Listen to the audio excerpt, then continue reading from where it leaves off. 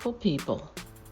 Welcome to Espresso Talk Today, the show where we dive into the real, raw experiences of being Black in predominantly white spaces. I'm your host, Amma Robin, and today we're talking about something that hits close to home for many of us. The chaos of living Black in a world that doesn't often see us, specifically confronting chaos in unexpected places. So what are we really talking about here? We're talking about racism. Today, I'm having my curcuma cinnamon pepper coffee today for this uncommon show. You know, I'm going to share this with you because you're my fam. I recently experienced racial chaos, and I want to tell you all about it. But before we dive in, hit that subscribe button if you haven't already. And if you're feeling this show, share it with your fam, your crew, your circle, everyone in your community. Now, grab that espresso or tea. Tea drinkers are welcome here too, and close that door behind you. We're going to get deep and we're going to get real. And I hope that y'all are ready for this.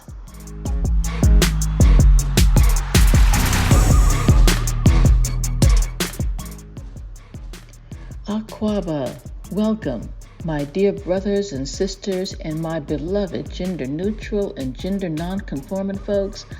I am so glad that you're here today. And why? Why am I so happy? I'm really happy to have my community close with me today because I need y'all and I have something I need to share. I want to share a recent experience that I had. Even as a Black empowerment coach and educator, I still get surprised when racism shows up right in my face. I recently had what some, and I, might call a banking while Black moment right here in Lisbon. I'm not going to go into too many details, but I'll just tell you what happened generally.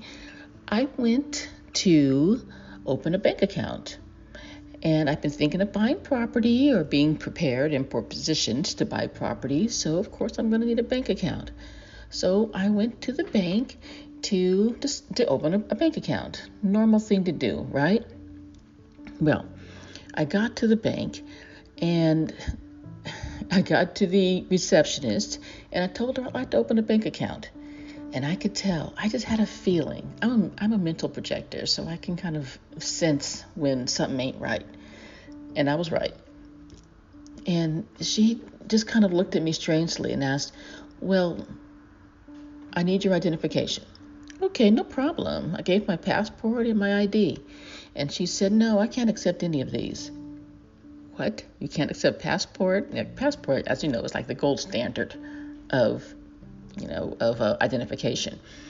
So she said, no, we don't accept passports. No problem. I have my identification here, government issued identification. I can even vote with that. You can vote with it. You can do anything. And she said, no, we don't accept that. And I said, that can't be right. I came in here a month ago and asked what I needed, and they told me they could accept this. And she said, no, the rules have changed. And I said, go check with the manager. And she left. 30 seconds later, came back. We can't accept it. And you're going to have to step out of line. You're holding up the line here. And I mean, this young, flibbity gibbet, and yes, she was this young white woman, this flibbity gibbet, who was blocking me, keeping me from opening up a bank account.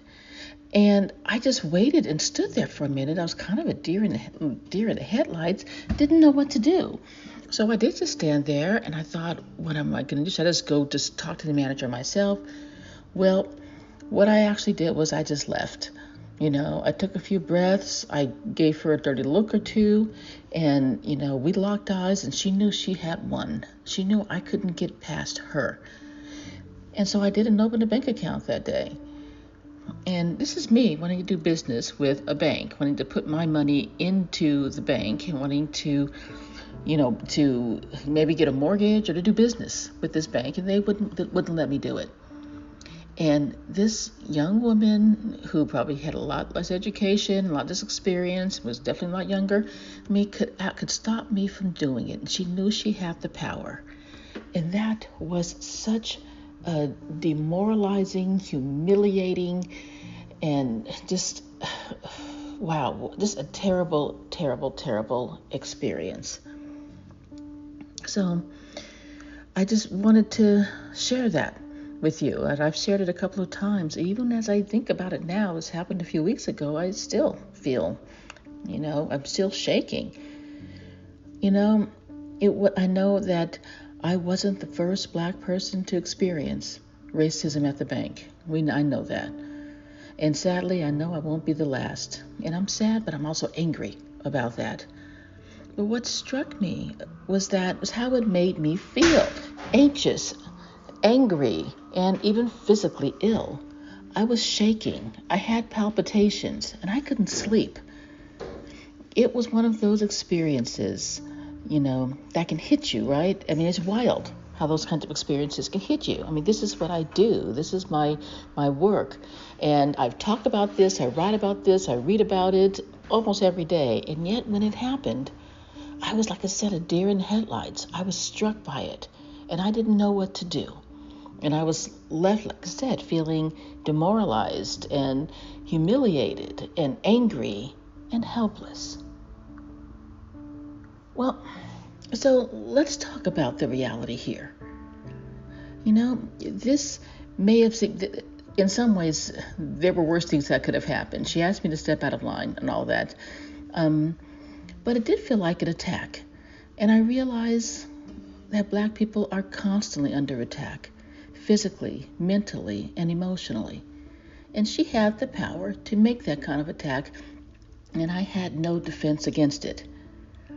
I'm also thinking of people like Sonia Massey, who was calling to the police for help because she needed help. And what did they do? They shot her in the face and didn't think anything about it. I'm thinking even of Vice President Kamala Harris, under attack. I mean, with all the experience and with all the knowledge and with all the support she has, people could still write her off as some kind of a DEI person. Not that there's anything wrong with being DEI. I am, and almost every Black person I know is. And actually, most of the Black people I know are too. They just don't recognize it.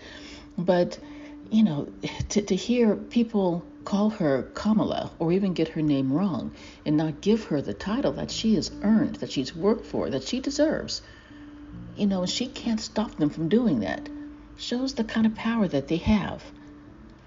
And I recently, just a few minutes ago, watched Simone Biles doing her thing. She was fabulous. She was powerful. She was beautiful, strong, skilled. And she's been under attack. So there are many others who are also facing racial hatred and white supremacy every single day. Maybe you are. I know I am at different times. No Black person is safe or immune. And in case you're wondering, racism isn't just a rude comment or a dirty look. It's a system. I don't like to think of it this way, but I kind of feel it's like living like a fish in water. The fish doesn't know anything about being wet, that it's in water. It just knows this is where it's living, this is where, it gets its food and where it, mates and where it does everything it does. And that's kind of how white supremacy and racism is, that we're just immersed in this without even realizing it sometimes until we're taken out of it, until we have a moment when we're not feeling that. Then all of a sudden it's like, whoa, what is this? But this is a different feeling. Like the fish doesn't know it's in water until it's actually out of water and it's flapping around and thinking, oh my gosh, I was in water. That's where I was living. And I've been to places where I didn't feel this kind of chaos. I've told you about when I went to Ghana. I didn't feel that chaos. I've told you about when I have my sisters meeting, my sisters talk. It's just a safe space for me. Even when I went down south, and I'm surrounded by all these black people, and it felt safe. It felt different. And actually, I was feeling safe here too when I walked into the bank. Never expected that, like I said, some young woman could affect my life and my health in that way. Racism is pervasive. It's everywhere, and it is affecting our health, whether it's subtle or overt. This kind of treatment can really mess with your head and with your heart. But there are some important elements of this chaos that we need to break down. And you know what? This has gotten pretty deep. So I think it is time to take our first breather break. This gives us all of us, a chance to breathe for a minute, to process what we've heard. When things get intense, I like to breathe. I hope you do too. So I will see you in a minute, and we're going to get back to some of these elements of racial chaos that we've all been living in. And we're going to talk about that, okay? So I'll see you in a minute, and y'all know how much I love this song. Trying to get a lot of dough and dirt through all the obstacles, cause anything is possible. Yeah. Oh man, I got a lot of gold. Stack that bread and by my nose. Anything is possible. Yeah. Trying to get a lot of Aquaba back. Welcome back, fam. I'm so glad you're still here, that you stayed in the building so we can have these serious and uncommon talks. So let's get right to it.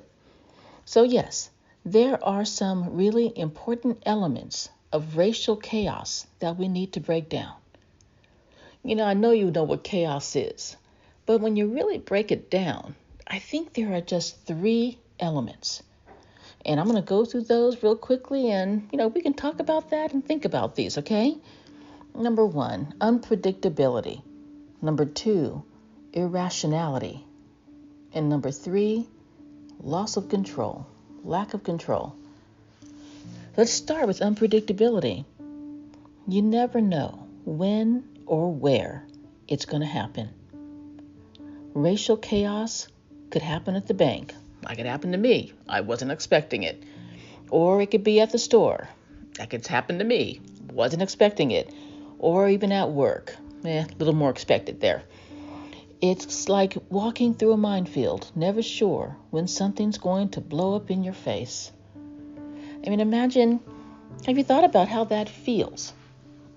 That you never know when racism is going to rear its head and change your life. That's chaos.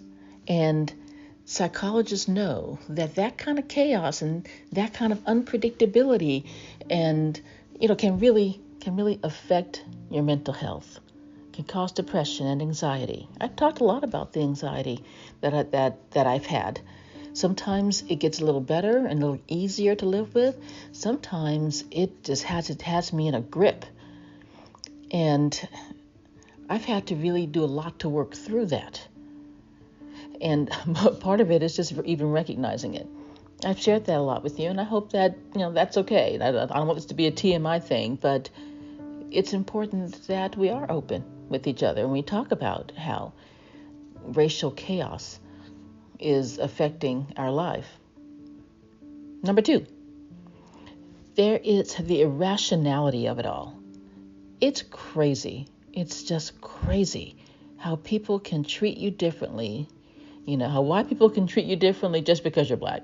They think that certain rules don't apply. Certain rules of civility, rules of humanity do not apply to you because they are white and you are black. That doesn't even make sense. But it's a level of irrationality that they accept, that also maybe all of us accept, that we've learned to live with, that we've been socialized to live with. I have another show on that. I'm going to talk about that later. But that we've been taught to live with this and to normalize this kind of irrationality. They know, white people know that they can get away with it, get away with certain kind of behavior and actions towards you because they're white and you're black. It doesn't make sense, and it doesn't follow any kind of logic. But that's what makes it so frustrating, and honestly, really, that's what makes it so exhausting. And it is exhausting, isn't it? Finally, there's the loss of control, a lack of control that you can feel. When these things happen, it feels like the ground just gets pulled out from under you. You can feel helpless, disempowered, just plain lost. It's a hard reality, but that's one that many of us just know all too well. I felt all of these things and more. Even though I'm a Black empowerment educator, that I read about this, I study this, I learn about it, I talk about it, I analyze it and think about it, and yet I was standing there trembling and didn't know what was going on. And I thought I was prepared, for this kind of situation. But who can be prepared for this racial chaos? That's the nature of chaos. You can't be prepared for it. But here is the thing. While we cannot predict exactly how, when, or where these experiences will happen, we can take steps to maximize our preparedness. My mother actually, she's an elderly woman, but she signed up for a CERT course so that she could learn how to handle emergencies, and she said, emergencies, like hurricanes or fires or mudslides, whatever. And she said the one thing that is the most important thing that determines whether people are going to survive and they're going to thrive or they're going to be able to bounce back is their level of preparedness. And that's what I kind of want to talk about. I mean, that's things I talk about and think about. There's no way we can be 100% prepared for everything. I mean, you'll be walking around being hyper vigilant, waiting for something to happen, and that's just going to have you living on edge. I'm not talking about that, but I'm talking about a certain level of preparedness. Like having your racial toolkit. So that there are things you can do for when these things happen. Here is the very first thing, and I know you guys know what I'm going to say, but I'm going to say it anyway. It starts with awareness. Being aware of the fact that racism can and will happen is the first step in protecting yourself against it. It's not about living in fear. It's not about, accepting that racism is normal, because it isn't. But it's about being realistic and being prepared. Racism, I want to repeat that. It's not about accepting racism as normal. I will never normalize racism. No way will I ever accept it. But while it is here, I do and will do whatever I can to protect myself, my family, my community, all Black and brown people from it. And when it does happen, when the racial chaos stirs up, I'm going to call it out every single time. Sometimes just naming what's happening can be powerful. It validates our experience, our feelings, and it lets others know that this kind of behavior is not okay, that this is not normal. When I first heard the term racial battle fatigue, I was really intrigued, and then I knew in my soul what that was. I knew exactly what it meant, and I knew that I had been living with it forever. I've done a couple of shows on racial battle fatigue, and I think I'm going to probably bring one up again soon because it's so important to talk about it. Like I said, it's like that fish in water. We don't know, that the fish don't know that they're wet, and we don't know that we're fatigued, but we're all living it. So recognizing the mental and physical effects of racial chaos is really important too. If you're feeling anxious, if your heart is racing, if you're having trouble sleeping, if you're shaking, crying, angry, having mood swings, self-harming, feeling anxiety, depression, suicidal, I know that this is real. this is real. And that some of these are responses to the chaos and to the trauma and to the attacks that we're constantly facing. And then we take steps to protect ourselves, to stop this, to heal. For me, deep breathing and journaling have been my lifesavers and my health savers. Taking a few moments to breathe deeply can help to calm my nervous system and bring me back to the present moment. I often think, I can't do this. It's not going to work. It's not going to help. And then I suddenly realize that my breathing has gone from being shallow and quick to being calmer and slow. And my thoughts have slowed down right along with it. Journaling is another way that I use to process my thoughts and my feelings. My journal is my private space where I can get everything out without any kind of judgment. It's really a safe space for me. It's my black space, and that's where I can be completely me and say whatever I need to, feel what I need to, do what I need to. But I will say these are not the only ways. Exercise is a fantastic release, whether it's taking a run or doing a dance class or even just taking a walk in the park. Y'all know I love to walk in nature, That's just helps me in so many different ways. Here's a different one. Role playing. You remember doing this as a child? Role playing, different scenarios with friends and family can really be helpful. I know it sounds a bit odd and maybe it takes you back to your childhood, but it can give you a script for when these situations arise so you won't be caught off guard. Yeah. Another one that I heard recently too, and I love this one, is having a comeback line. Because, maybe after something's happened, you think, God, I wish I just would have said this. Or, this would have been a good thing to say to them at the time. But you can't think about it when it's happening. You got to have that comeback line ready at your fingertips. It can be just something really simple like, I beg your pardon? Excuse me?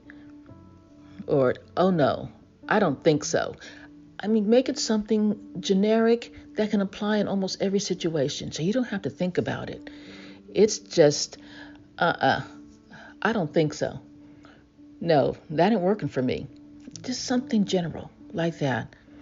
And maybe it's not going to change how they respond, but it is absolutely going to make you feel empowered, like you said something, like you did something.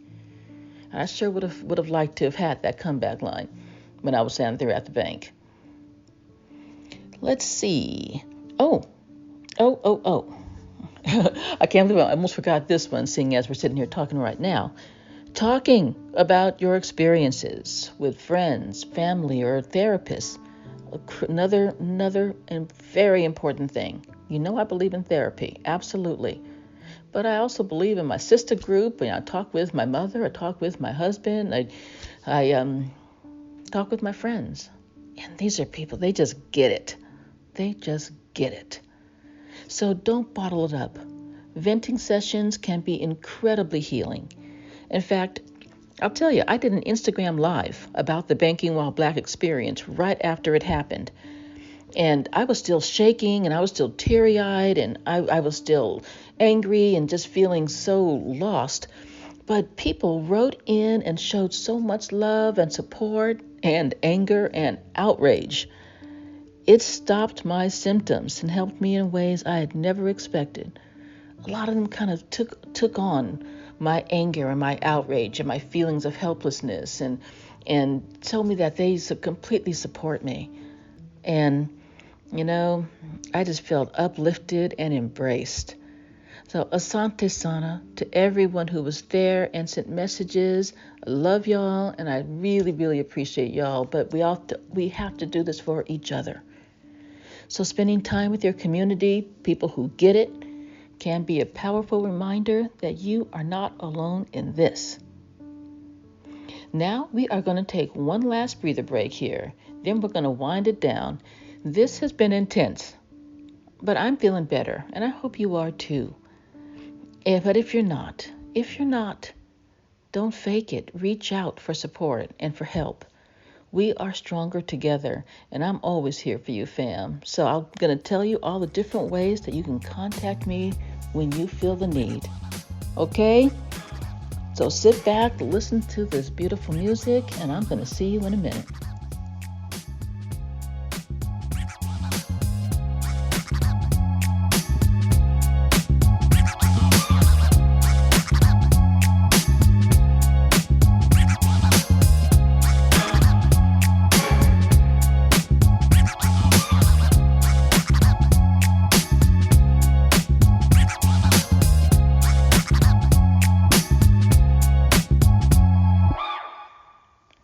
This is I'm a Robin.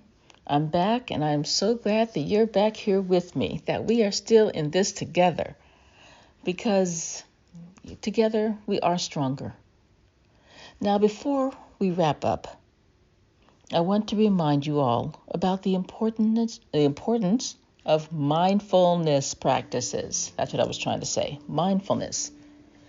I just held an amazing show. Actually, there were two shows with Roxanne Warden, who was a mindfulness coach, and she brought it all home for me. Mindfulness is powerful. Mindfulness lifts you up and embraces you and helps you to stop living as a survivor. Survivor is good, but as a victim, but really to live proactively and to live intentionally instead of living reactively all the time. Mindfulness practices can be game changers in managing the chaos. Whether it's meditation or deep breathing or, simply taking a moment to ground yourself, mindfulness helps you to stay centered and to stay calm in the face of this racial chaos. So, here is my call to action for you. Be aware. Recognize racism when it happens. Call it out. Have a comeback line. Pull out your racial toolkit, with whether it's a breathing or exercising or talking to friends, whatever it is. Acknowledge the impact of racial chaos on your mental and physical health. No need to be shy or to say it's weak to acknowledge it, because it's simply a fact. Take care of yourself and take care of your family, your friends, colleagues, community, and all other Black people living with and living in this chaos. We need each other. Use the tools and strategies that work for you, whether it's breathing, whether it's journaling or exercising, connecting with your community. Your well-being is important, and you deserve to feel safe and empowered. We all do. Asante Sana for being a part of the Espresso Talk Today show and community. I look forward to continuing these important conversations with you as we envision empowerment and liberation for all peoples, not just for some, but for everyone. And Asante Sana to all people working for the liberation of all oppressed people.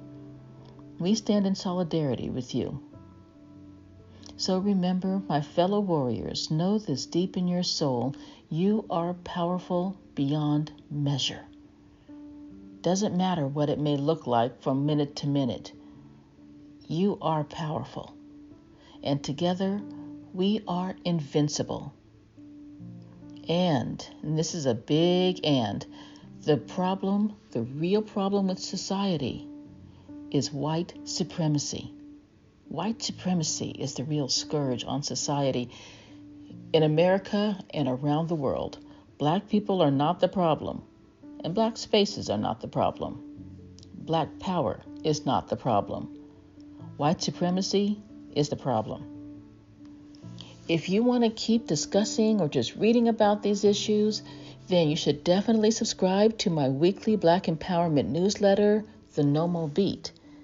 We discuss lots of different issues there, so get your dose of Black empowerment and liberation every single week. Never a dull moment. Lots of powerful, uplifting, and liberating moments, though. You can subscribe at the Espresso Talk Today website at espressotalktoday.com or on Instagram at Ama Robin L. That's Ama, A-M-A, underscore, Robin, R-O-B-I-N, underscore, the letter L. You can also find me on Facebook in our newly opened Espresso Talk Today Black Liberation Lounge. This group is a safe space for us to hold discussions, share thoughts and ideas, feel joy, express sadness, or just breathe. And if you want to contact me, you can contact me, DM me directly at Ama Robin L, or you can find me on the website at team@espressotalktoday.com. I respond to all emails. I respond to all direct messages. So don't be shy. Reach out. I'm here. You can also join us on Instagram, where I hold a live discussion every week, usually on Wednesdays. So DM me to get the weekly schedule. Join me on Instagram at Ama Robin L. I'm Ama Robin for Espresso Talk Today. And remember, now more than ever, strength, soul, and reparations. Ashe, fam.